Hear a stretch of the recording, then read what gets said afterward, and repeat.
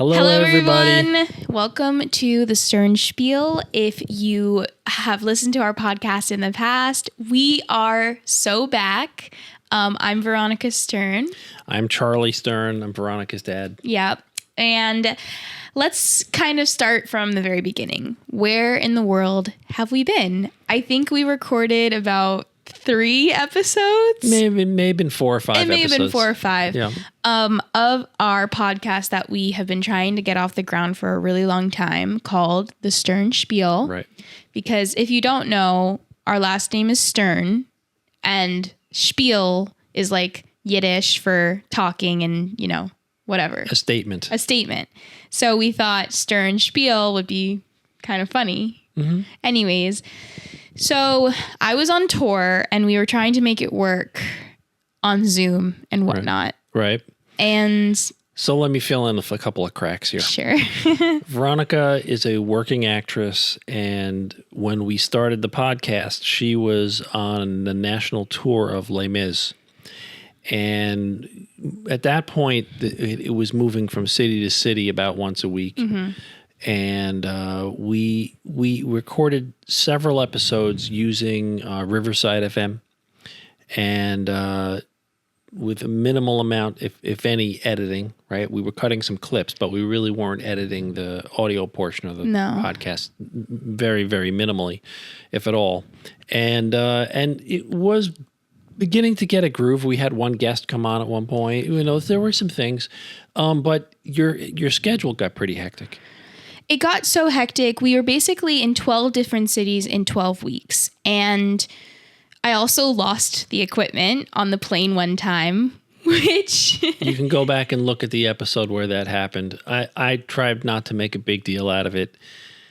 I mean, great. Things happened. It wasn't great. No, but the thing is that what's crazy is that was the very first time I've ever lost anything on a plane. I'm always so diligent, and I don't know what happened. I also never heard back from, I think it was American Airlines. So I'm not dwelling on it. yeah. So I lost the equipment. It started to become like every single week I was in a different city, and it was just like too much. But we made episodes after that happened. Did we? Yeah, 1 or 2. Oh, we did when I lost my microphone. Yep. Yeah, we did. We tried to. But then I just got into this like kind of depression where I was like, I cannot do this anymore. Like, I can't get on the mic and pretend like I'm good and try to do this show because it wasn't fair to you and it wasn't fair to me. So we were like, let's just take a break. And when I come home, we can try to do this in person. Right. Because I think that in-person podcasts are just better. Well, now it's months later and you're back. Yeah. And you're right here with me, not 1,500 miles away in a weird hotel room. And with like spotty Wi-Fi and all the other things. Yeah. Also no computer. So many issues. So that's where we have been. But we are back and we are really going to try to make this thing happen this time around. I'm very excited. I hope you guys like our set, which is just our living room. That's it. This is as podcast as it gets. Yeah. So I'm excited. And yeah, I mean, I kind of touched on a few things about tour. I just got home. I think this is my second week home. Correct. Got So home last week. I was on tour for 6 months, as some people know. It was my second tour, and honestly, this time around was a whole lot better. So Why was it better? Why was it better? I think a few things. I think the show itself was more of a machine that ran very smoothly, which for me was like really good because I didn't feel like there were like cracks in the holes. Well, what are you talking about? Are you saying that the stage direction was cleaner, or was it the logistics of the trips or the transportation or what? Yeah, I guess to clarify, so the first tour that I was on was something called a non-equity tour, which means that it was non-union and all of the actors in it were also non-union. So the union, Actors Equity, is what kind of sets up a lot of the protections for actors and whatnot. When you're young, you know, you're not necessarily a part of the union yet. You have to like work your way into it. And I didn't know this when I was in school, but there's something called non-union tours versus union tours. So a non-union tour, you get paid less, and the actual like schedule of the tour is a lot different than what a union tour is. So you're in cities for 1 or 2 days, or you're in cities for 3 or 4 days. Whereas with union tours, you have week-long sit-downs is like the minimum. Mm-hmm. And we did have that on the first tour, but it was also, 2-month stretches where we would have 1-2 shows in different cities every single week, right. Which was very much not wonderful for me. It's a grind because you're spending a lot of time on buses and all that. It's like you wake up, you get on the bus, you do the show, you go to sleep in a hotel, you wake up, you get on a bus, you go to sleep, it's like constantly going. Whereas with Les Mis, it was a little bit more humane, which helped me a lot. I think mentally I was a lot better. And then I just think like the nature of the show, it was just like a little bit more of higher elevation in terms of the work and all of that stuff. Not that the first tour wasn't, it was just like a different experience. So I think that I had everything was just better. And also my part in the show, I think, was better for me this time around. I was less lonely, which was nice. Did you explain what your role was and that you were an understudy for the lead? Yeah. And you had other roles as well. So I was in the ensemble in Les Mis, and I covered Cosette, she's a lead, but she's not really on stage very much. Right. So it was like a slightly less of a workload in a way as well. So let me ask you a big question, and then we'll move on to the rest of the agenda of the show. Would you do another tour? TBD? I don't know. I mean, you can't say never because you don't know. Right. And also, now that I know what it feels like to like sit in a city for 3 months, I could do that. Because there was a stretch of this last tour that was situated in one place for almost 3 full months. Yeah, which was like really, really nice. Yeah. And tell me what's better about that. It's no bus. It's the transitions. I mean, what's better about it's like a regular job. It's like a regular job. And you live in one city, you can create a routine, you can create, like you have the places you go to, the coffee shops, the restaurants, the grocery store. There's like less of this like constantly like search, like I don't know how to explain it, but when you're like going from city to city to city every single week, different cities, you start to get this feeling like you're just always on the move. You're always looking for something new. You're always looking for this. You're always looking for that. But when you like live in one place, it's just like, okay, I wake up, I have my routine, I do work. Right. And then at night I go to the show.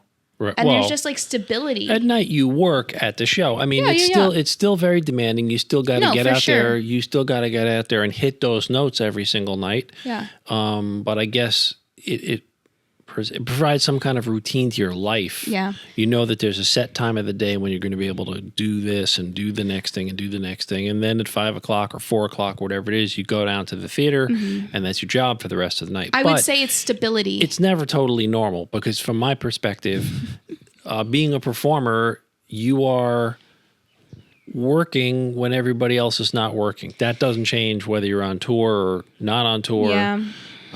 That's the grueling part of it. That's definitely a hard part, especially because I feel like a lot of my friends are not actors. Yeah. And so there is this feeling of like you're missing out on things, which can be difficult. But so what else is on the agenda for today's podcast? So I think something fun to talk about is, it's July 4th. Right.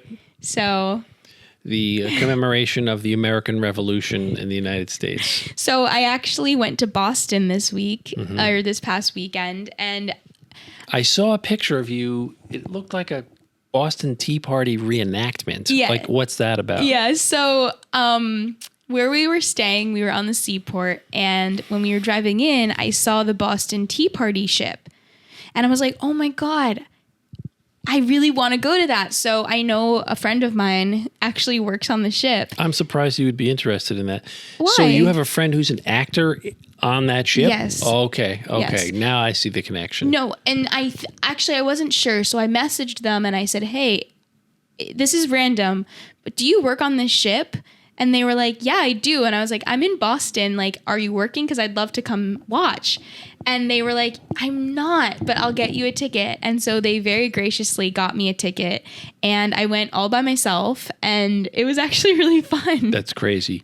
But it goes to show you that, like, you know, kids come out of college and they're trained in musical theater. Mm-hmm. There's a lot of different, there's a big range of jobs, right? Yeah, you could be an actor on a tourist site. You could be working on a cruise ship, mm-hmm. right? You have colleagues that have done that. Mm-hmm. You could be working on a Broadway touring company like you were here or any place in the world for that matter.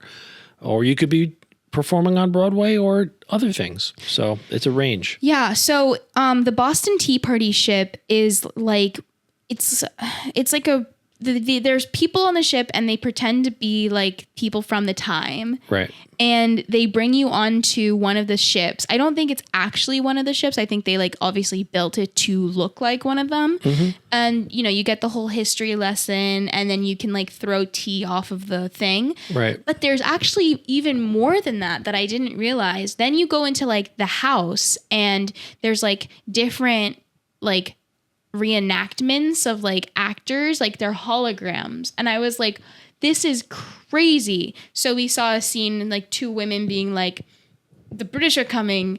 And then there was this one room where there was like all these pictures of presidents. And then two of the pictures actually came to life, which like I can't even explain it. But I was How like, long was the whole program? I don't know if I would be interested in something like this. It was like 1 hour. Okay, all right. I could probably deal with it. No, it was for an very hour. Short, sweet, to the point. Right. The person that was our tour guide was so professional and like he had it like memorized. And my friend actually told me that person has worked on the ship since 2021. So like they knew what they were doing. They kept it moving along. Right. And then you were out the door in an hour. So it's history and it's entertainment. Yeah. And you're right there where it happened. And it was kind of just like fun. It was like a fun little thing to do and I enjoyed it. Did you dump tea overboard? I didn't push the tea because there was like a lot of kids and I just was like, well, I'm not going to be like the one person here that's like doesn't have any like buddy with them and like pushing the tea in. Right. So I got a video kids of it. actually pushed the tea overboard? Yeah. Oh yeah. my God. And there was like also another like thing where you could actually feel how heavy the tea was and it's like 35 pounds. I'm thinking if you live in Boston, this might be the kind of thing that you go to on a class trip. Anyway, go ahead. What else you got today, Veronica? Definitely a class trip thing. Okay, so... Mm-hmm. Well, okay. What happened to the great system? No, I do, but do you have anything you want to talk about? No, I want to riff on your things because I think I looked at the preview of it and I think I know what's coming. Yeah. Anyways, so now that I'm home, there's like so much transition. I feel like in your life. Yeah, like for those that don't know, I pretty much right out of school. And I'm not complaining. This is like, I'm very grateful, but have been working and like have been traveling for work. And it's an amazing, amazing feeling. But now I'm ready to kind of start to like settle down and like be in one spot. Mm-hmm. So we are, as a family, starting to look at apartments. Correct. And a process that began while you were gone. Yes. Well, I think honestly, it began last summer. Seriously, last summer. When the entire world is trying to get out of New York City, not our family. We're trying to go deeper in and back. Yeah. So it's a scene, and so just to kind of fill in the cracks here, Veronica's mom and I have looked at a bunch of apartments. You know, we're interested in finding like a family apartment that Veronica can live in for a little while and trying to figure out how to do all this. And, you know, I had to kind of acquaint myself with contemporary Manhattan / New York City apartment life. And, you know, we're looking at these places and it's been an eye opener. Why? Because while you were gone, we probably looked at more than a dozen apartments. And They're small. They're expensive. Taxes and maintenance is extraordinary in most cases. And we have to figure out how this is going to work because it's not an isolated decision. It's a decision that fits in with all different aspects of our financial and family life. Right. So we're trying to figure this out. How's it going to work? So and you got to, figure out how it's going to work from an income standpoint because, we were looking at maintenance and taxes. That's basically going to become your rent. Not to mention you'll have other expenses in your life as well. And you got to figure out, how there's going to be income to cover that. So that's beyond the scope of today's podcast, but that's why this is kind of a big deal. Yeah. So that's like a big thing that we're kind of doing right now is just this apartment search and right. Just like going into Manhattan and I mean, we don't live very far from Manhattan. So it's not, I never feel like I'm like going there. It just kind of feels like, okay, like we're going to the city, right. But that is definitely something that will be coming up a lot. I feel like during the podcast as we see more places and I think more that's something we can go back to episode after episode is like, what did these places look like? I mean, I can tell you, some of the neighborhoods that we've been looking at. One thing that's, I don't know, depressing isn't exactly the right word, but it's an awakening when you actually see what Manhattan living is like in a lot of pockets. It's places that, recently constructed, meaning like the last 20 years. Mm-hmm. But they're in the middle of neighborhoods that don't feel safe and don't feel clean and don't feel like neighborly. And, and I also observe walking down the street, the aroma of weed is everywhere. Right. And that has to do with, the changes that have taken place in the legislation. And that's an adjustment to figure out like where do you live in this situation? You know what I'm saying? Like what's going to normalize this and make it feel safe and comfortable? Yeah. Because it's not just an apartment, right? If it was just the apartment, that wouldn't be that hard to find. But you got to find a place where it's an apartment, it's a park nearby, it's a walking subway distance. nearby, it's walking distance to a supermarket. Like those things need to all be in place. And you have to be able to get from the steps of the subway to this front door of your apartment and feel like, well, I could do this at 9:00 at night. Right. You know what I'm saying? And that's a little more complicated. If you're interested in real estate in New York City, this is definitely going to be an interesting podcast for the next 6 months or so. There'll be some episodes where you'll want to tune in and hear some of these adventures. And I'm just going to give you one retro. Uh-huh. So we visited one of these places with your sister because you were still touring. Yeah. And, like a decent looking apartment. And the building had, I don't know, it was big, maybe 100 units, condominium type place. It had this roof deck and location was in central Harlem someplace. Mm-hmm. And when we were done with the apartment visit, we took a 360-degree tour from the front door to the next avenue, up, over, down, and back to the front door. And Ella was like, yeah, you can't live here. Why? Because it was... it was rough? It was very rough. Yeah. I mean, it's like, homeless people and strung out people and, a whole range of conditions of life. Right. And that was in the middle of the day. So between the subway on the corner and your apartment, that you could make it, but that's not enough. Right. So Manhattan is a very uniquely difficult place to find appropriate living. Yeah. So that's something that we will be talking about and exploring more. And I'm very excited. It's a very exciting prospect because, I mean, what's not exciting about it? But definitely there's been some times where I'm like, how's this going to work? How's this going to work? How's this going to work? And then what's the answer? Because is the answer Long Island City? Is the answer someplace else? Well, then that changes the objective a little bit because the objective is Manhattan. And like, do you want to? Maybe I should say like, why Manhattan? Yeah, why? Because here's the thing. I don't know what my primary line of work will hold for me. Right.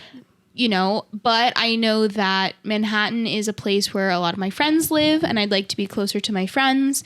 And I think that in terms of my life in general, there's a lot of opportunities in the city. So whether or not it's necessarily like I'm working on Broadway, there's other opportunities there. And I think it would be really nice to kind of, have a life and career in the city and kind of get that going. Got it. What else is on the agenda for the show?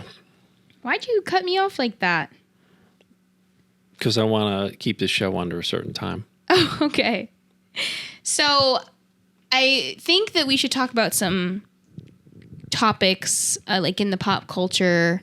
So I was thinking, what are your feelings on the whole Biden situation that has happened? And also, I feel like this is a really good year to start a podcast because we have the presidential elections, we have the Olympics. Like there's fun cultural things that are happening. I don't know that much about. exciting. I don't know that much about the Olympics. I know that there's a Summer Olympics coming up. Paris. And I saw some of the people that are performing. These are not household or that are in the Olympics, but they're not household names to me. I don't know. Simone Biles? I'm going to have to research that one and come up to speed on it because I don't really know that much about it. Well, the Olympics start July 26th, so you have time. But I can say this to you. I understand what's going on with this Biden situation. And I don't know that there's much I can add that hasn't been said 50 million times already on television. But yeah, he's got to go. And I have felt for a really long time that he was a one-term transitional president. He never should have run for re-election in the first place. I think that the people that surround him protected him inappropriately. And I think that there's been media backlash against that. He didn't do enough press conferences. He didn't answer enough questions in public. They, They cloistered him to avoid the appearance of his, physical and mental deterioration. And now the chickens have come home to roost and he's got to go. Yeah. I mean, it's sad because I was thinking about it the other day and I was just thinking, if this was like your grandma or your grandpa, right? You'd be like, Grandpa, please. Right. Stop working. It's fine. Well, here's a simple example. Like a lot of people can relate to Grandma, you can't drive anymore. Right. Grandpa, you can't drive anymore. Whatever. Right. This is that kind of situation. But it's deeper than that, Veronica. It's deeper because he's the president of the United States. That's not the only reason why. The reason why it's deeper than that is because the agenda that the Biden administration is coming forward with is old. Okay. What does that mean? Meaning the narrative, the politics, the approach, the vision that they have for the country is not contemporary. And that, as much as his mental acuity, I think, is why he's subject to a great deal of criticism. That's why 72% of the people in the country don't want either Trump or Biden, because what they're coming forward with, what their vision for the future, it's just not contemporary. It's old. Yeah. And then when you layer on top, he gets on a debate and really looks terrible. Yeah. There's no holding it back. So it was interesting to watch since the debate last Thursday. Every day, the Democratic electeds are just very slowly tiptoeing away from the Bidens, okay? So like on Sunday, it was like, yeah, he's our guy. He's good. He's in great shape. We love him. By Tuesday, it was more like, yeah, we would support Harris if he were to leave. Really? Yeah. And now it's, I'm echoing Jim Claiborne, the senator from South Carolina. So when they first asked him about it, it's like, no, Joe Biden's our guy. We're good. And then later in the week, he was like, but if he were to decide not to run, I would support Kamala Harris. Oh my God, Yeah. I didn't know that. Yes. But wait, and there's been several of those. There was also the guy in Texas who's like a staunch Democratic guy, and he was like, yeah, you got to go. So what do you think is the likelihood that this is going to happen? That, and by this, I mean, if you want a percentage, Biden's gonna go. He's gonna be like, "Thank you guys, I'm Right. not rerunning," and Kamala steps up. If I was a bookie, I would put odds. I would put the odds at Biden leaving the ticket at 8-1. Wow. Yeah, I think it's highly likely. And so now, if that happens, Now the question is, will it be Kamala Harris who gets elevated to the top post? I think that's also highly likely. I would put the odds there at more like 5-1 or 6-1. And if that happens, it's going to be complicated, but not impossible for her to win. So I like Kamala, but obviously I just like her on like a surface level. I don't actually know about a lot of the policies and stuff like that. And it's like, okay, she's a Democrat. Cool. Great. But what I love about Kamala Harris is that she makes herself laugh. I was deep on Kamala Harris TikTok yesterday, and there's a video of her. There's a video compilation where she's like just making herself laugh, and like nobody else is laughing, but I just think it's funny. Well, so that's unfortunately that has turned into a meme. No, it is a meme. And it's not, I don't think that's healthy for her image, and that's probably something she should steer away from as she moves deeper into this presidential race. She's certainly capable of being a much more serious person. She's a prosecutor, and she has that background. So I think that the handlers are going to have to figure out a way to like, what's the word, rebrand her a little bit. Well, I'm very excited because it's historic either way, and it will be very exciting to kind of see that and have something to get behind that's more exciting than, Joe Biden running. So, okay, I think that was a good episode. All right, good. So that's going to wrap it up. Like, subscribe if you know what you need to do. We'll cut a couple of clips out of this. We'll try to get that out onto various social media platforms. Yeah. But we would love it if you would click subscribe so that you find out about it when we have a new episode. We're going to try to do some more of these. So that's it. Thanks, Veronica. Good episode. Bye, everyone.